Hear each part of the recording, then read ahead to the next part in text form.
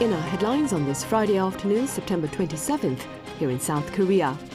Israeli Prime Minister Benjamin Netanyahu vows to fight with full force against Hezbollah despite global calls for a truce in light of the civilian consequences in the region. Meanwhile, government officials from South Korea and their Japanese counterparts in Tokyo on this Friday addressed prospects of a joint underwater oil and gas exploration. On the local front, a presidential committee on AI is inaugurated in line with Korea's hopes of ranking the country among the world's top 3 in the field of AI to benefit humanity. International calls for a ceasefire appear to be falling on deaf ears as Israel maintains its military offensive against Hezbollah, targeting the Lebanese militant group's key figures. Our Park Gonu reports. Fears of a possible full-scale war between Israel and Lebanon-based militant group Hezbollah escalate as Israel shows its firm stance to fight, despite the U.S. and its allies calling for a ceasefire. We are continuing to hit Hezbollah with full force, and we will not stop until we achieve all our goals. First and foremost, returning the residents of the north safely to their homes. Another Israeli airstrike in the Lebanese capital Beirut on Thursday local time killed at least 2 people and left 15 wounded, according to Lebanon's health ministry. The commander of Hezbollah's aerial command, Mohammed Surur, was reportedly killed during the attack. And more Israeli strikes were made on Thursday in Lebanon, resulting in 92 people dead and over 150 wounded. Though Hezbollah hasn't yet commented about the calls for a ceasefire, it also attacked Israel with multiple rocket launches on Thursday. On the same day, Israel also conducted a military exercise to prepare for a potential ground invasion in Lebanon. Meanwhile, the U.S. and its allies have called for a ceasefire between Israel and Hezbollah. The proposal for an immediate 21-day ceasefire to allow negotiations between Israel and Hezbollah was made during a statement at the UN General Assembly on Wednesday. Since the escalation in Israeli strikes on Hezbollah on Monday, nearly 700 people have been killed in Lebanon. Israel and Hezbollah has been striking each other almost daily since October 7, when the Israel-Hamas war began. Park Gonu, Arirang News. And in related news, South Korea, for its part, has shared its support of calls for a ceasefire between Israel and Hezbollah. In a statement on this Friday, the Foreign Ministry said the Korean government fully backs the 3-week truce proposal. The proposal, drawn up by the U.S., its European allies and Arab pars, was announced in a joint statement Wednesday evening. The Foreign Ministry here has urged for a prompt adoption of the proposal by all parties to ease mounting regional tensions. U.S. President Joe Biden has pledged almost $8 billion in military aid to Ukraine amid its counter-offensive against Russian invasion. Our Lee Sing-jae has details. As Ukraine continues to push ahead with its offensive into Russian territory while also defending its own, the U.S., its biggest supporter financially, has agreed to send more assistance. Ahead of his meeting with Ukrainian President Vladimir Zelensky at the White House on Thursday local time, U.S. President Joe Biden announced that nearly $8 billion in military aid. Right now we have to strengthen Ukraine's position on the battlefield. And that's why today I'm proud to announce a new $2.4 billion package of security assistance. I've also directed the Pentagon to allocate all the remaining security assistance funding that has been appropriated to Ukraine, period, by the end of my term, which is January 20. This means $2.4 billion in security assistance through the Ukraine Security Assistance Initiative and $5.5 billion through the Presidential Drawdown Authority. Through the PDA, the U.S. can deliver surplus weapons held by the U.S. to Ukraine without congressional approval. The latest assistance, announced by Biden, will provide Ukraine with much-needed air defenses, unmanned aerial systems, and air-to-ground munitions while strengthening Ukraine's defense industry base. The military assistance will also include a shipment of precision-guided glide weapons with a range of up to 130 kilometers. The medium-range missile will provide a major upgrade in Ukraine's fight against Russia. In response, President Zelensky thanked his U.S. counterpart for the continued support. We deeply appreciate that Ukraine and America have stood side by side from the very first moments of this terrible Russian invasion. Your determination is incredibly important for us to prevail. However, despite the latest assistance, a U.S. official stressed that Biden will not allow Ukraine to use U.S. missiles to hit targets deeper inside Russia. Lee Seung-jae, Arirang News. Meanwhile, in Tokyo on this Friday, for the first time in some 40 years, government officials from South Korea and their Japanese counterparts are addressing prospects of a joint underwater oil and gas exploration. Our foreign affairs correspondent Peun-ji explains. The Joint Development Zone is an area that has been at the center of maritime disputes between South Korea and Japan. Located south of Jeju Island, it's about 124 times the size of Seoul and lies in the waters between the two countries. A treaty was signed back in 1974 to designate the zone as a shared area for petroleum and natural gas exploration, based on analysis suggesting that the underwater continental shelf may hold a significant amount of oil and other minerals. Under the agreement, exploration and development require both nations' consent. But little development has been made in this area, as Japan made little effort to engage in joint exploration. Talks on the agreement have been suspended since 1985, with Japan having been lukewarm about moving forward with the pact. But for the first time in nearly 40 years, officials from the two countries are set to hold working-level talks on the issue in Tokyo on Friday. It will be led by Hwang Jun-sik, Director General for International Legal Affairs from South Korea's Foreign Ministry, and Akihiro Okuchi, Deputy Director General for Asian and Oceanian Affairs from Japan's Foreign Ministry. Some experts in South Korea believe Japan is waiting for the agreement to expire so that it can seize the area for itself. This is because changes to the international law in the early 1980s favor a midline border between the two countries, likely benefiting Japan, as the JDZ lies more than 90% inside of Japan's exclusive economic zone, weakening South Korea's claims to the area. The JDZ agreement is set to expire in 2028, and either of the two countries can confirm their intention to terminate the pact, starting June next year. But Seoul's foreign ministry claims even after the expiration of the agreement, neither South Korea nor Japan will have the right to develop the region without joint consent, as the area will be left as an undelimited maritime area, and has been urging Japan to pursue joint exploration.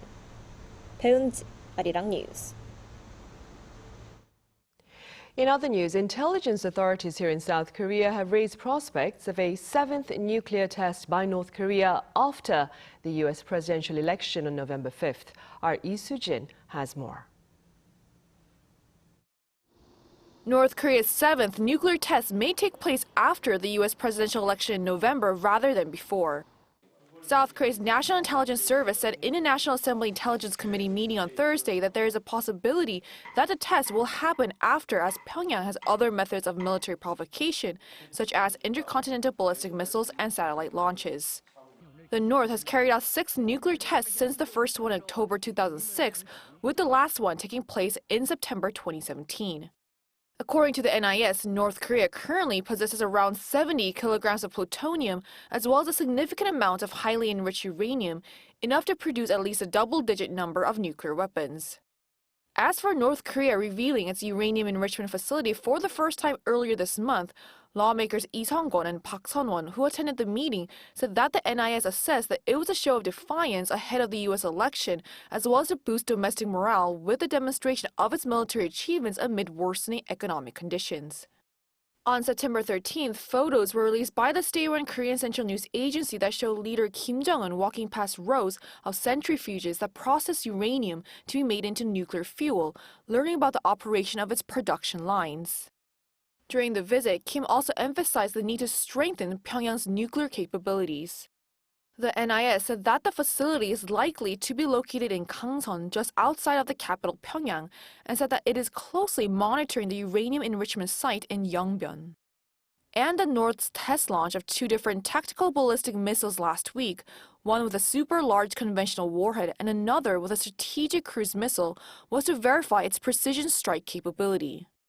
The NIS confirmed that 1 out of the 2 missiles fired reached the target, a slight improvement compared to past tests, which also signals a growing security threat to South Korea. 이수진, Arirang News.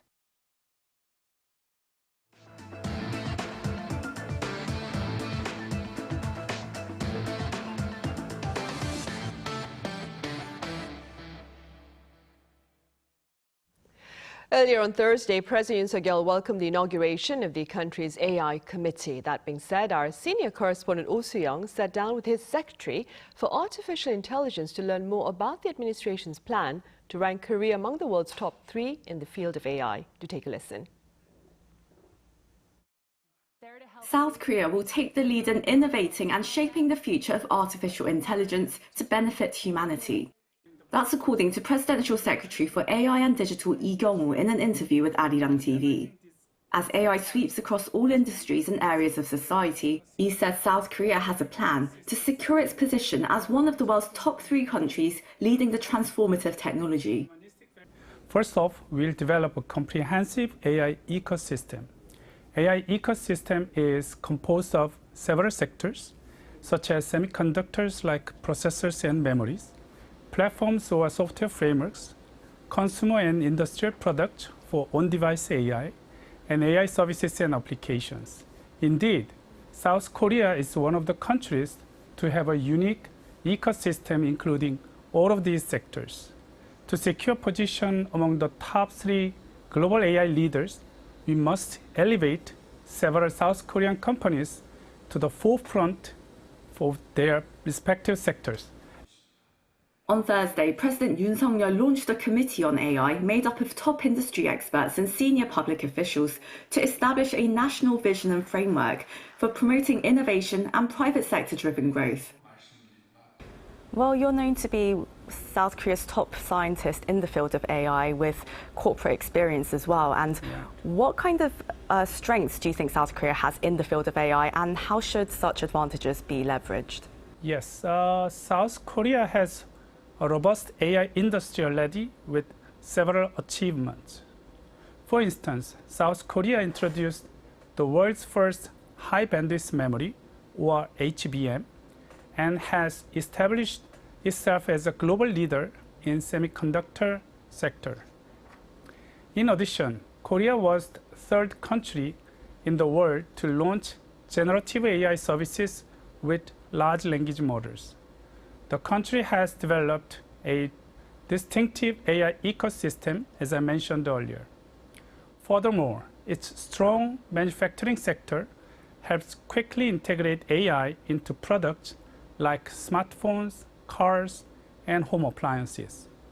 By leveraging these strengths to advance research and development and business models across various sectors, South Korea is well positioned to compete effectively on the global stage. But with concerns about how AI could potentially be used, a global rulebook is needed. Since taking office in 2022, President Yoon Suk-yeol has highlighted the need for new standards and norms to ensure AI does not infringe on privacy, safety, or other individual interests. The South Korean leader declared a digital Bill of Rights at the UN General Assembly last year. This initiative emphasizes 5 core values: freedom, fairness, safety, innovation, and solidarity, with the aim of creating a brighter digital future for all. We are at a point where we need to maximize the innovative value brought by AI while minimizing its potential side effects and misuse through various efforts. We anticipate that AI will serve as a crucial key to ensuring in an era of shaped prosperity for humanity.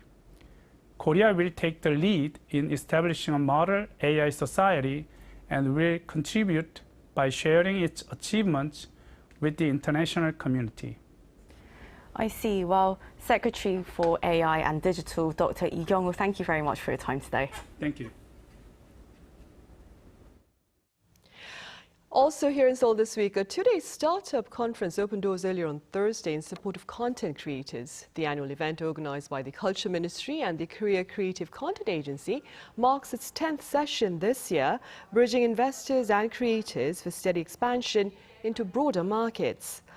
Also making headlines this year are 5 projects which garnered critical acclaim that were produced by participants of the new Content Academy curriculum launched last October. The curriculum includes project-based courses on virtual production, interaction planning and more using the latest tech trends. Korea is framing out a new visa program with the aim of appealing to talented individuals in advanced fields such as AI, aerospace and more. Our Shin Ha-young reports. Amid the country's low birth rate and aging population, the government is rolling up its sleeves to get ready for a future where the foreign resident population is expected to reach 3 million. The Ministry of Justice announced a new plan on Thursday to attract overseas talent in advanced industries, which includes introducing a so-called top-tier visa.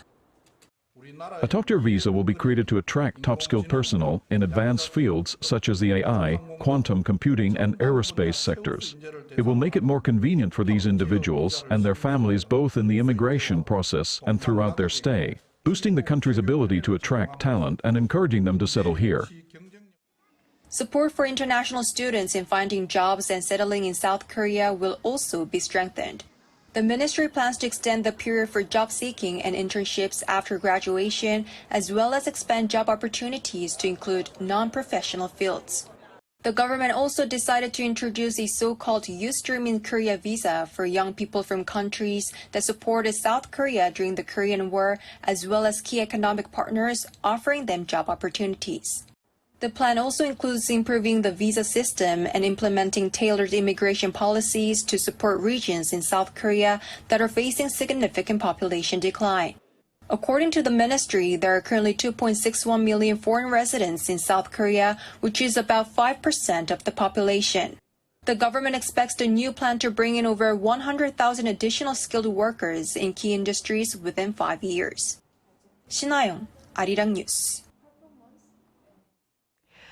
Elsewhere, Peru has declared a 60-day state of emergency in regions around its capital, Lima. They include 12 districts of metropolitan Lima and the neighboring Callao province. According to Prime Minister Gustavo Andrianzen on Thursday local time, the measure comes in response to rampant crimes, including murder and robbery, largely targeting bus and taxi drivers. Accordingly, transport workers in Lima took to the streets also on Thursday, demanding better protection. Now, Lima is also the host of this year's APEC summit in November. Over in eastern India, dozens of people, mostly children, drowned during a Hindu festival this week, celebrating prosperity and longevity for children. At least 46 people, including 37 children, lost their lives across 15 districts, while marking the annual 3-day religious event with ritual dips in rivers and streams where water levels remain dangerously high in light of recent flooding. Now, last year, 22 people, including 15 children, died during the same festival.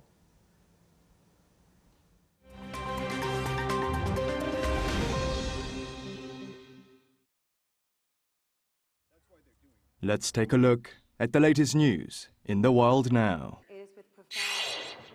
We begin today in the U.S., where New York City Mayor Eric Adams has been indicted on 5 federal public corruption charges, including bribery, soliciting campaign contributions from foreign nationals, and wire fraud, according to a federal indictment unsealed on Thursday.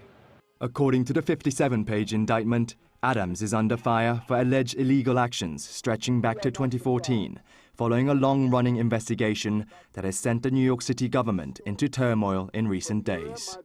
The indictment reads that for nearly a decade, Adams sought and accepted improper valuable benefits, such as luxury international travel, including from wealthy foreign business people and at least one Turkish government official seeking to gain influence over him. The indictment stated that Adams previously accepted over $100,000 in luxury benefits in exchange for later pressuring the NYC Fire Department to open a 36-story Turkish consular building without a fire inspection.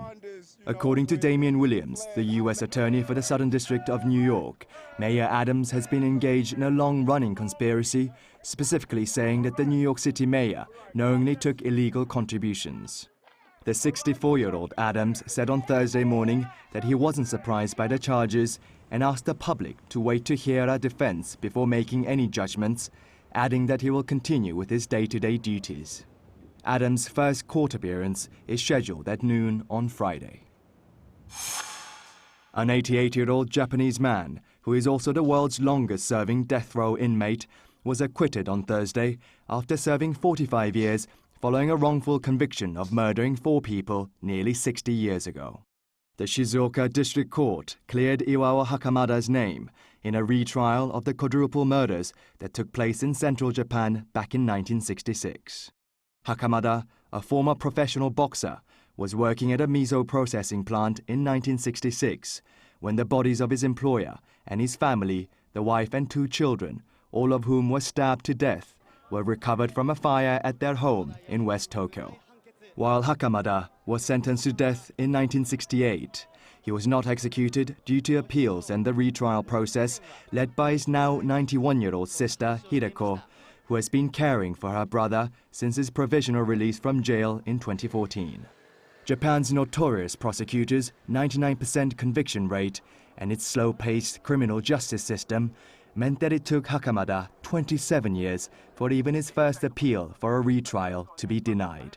Amnesty International celebrated Hakamada's exoneration, calling it a pivotal moment for justice.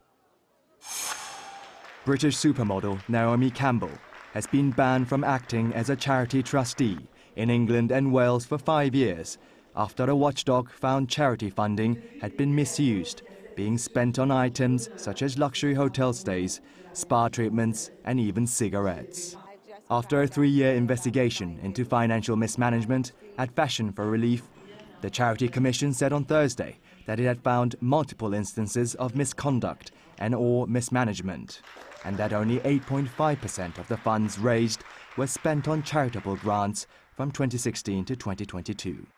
The 54-year-old Campbell told AP News that she just found out today about the findings, and I am extremely concerned.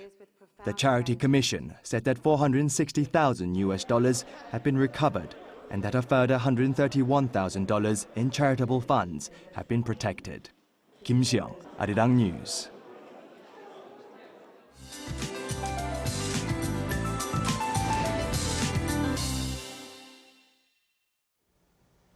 Good afternoon. Rare September warmth continues today across Korea, except on the east coast, where rain is in the forecast for most of the day. Easterly winds will bring downpours to eastern parts of Gangwon-do province, lashing down up to 100 millimeters of downpours into Saturday. Meanwhile, inland regions could see 5 to 20 millimeters of passing showers during the day today. It could pour down once it starts to rain, but this will not affect our top temperatures that much. That means we'll enjoy a summer-like afternoon. Most regions seeing highs of 28 degrees Celsius this afternoon. Skies will be mostly sunny when it does not rain, and air quality will be normal to good nationwide all day today. Fine early autumn weather is in the forecast for the weekend under bright skies. Then rain next Tuesday will bring an autumn chill to the country with a huge drop in temperatures. Next Wednesday, here in the capital, we could be waking up to a low of 12 degrees Celsius. That's Korea for you, and here's a look at the international weather conditions.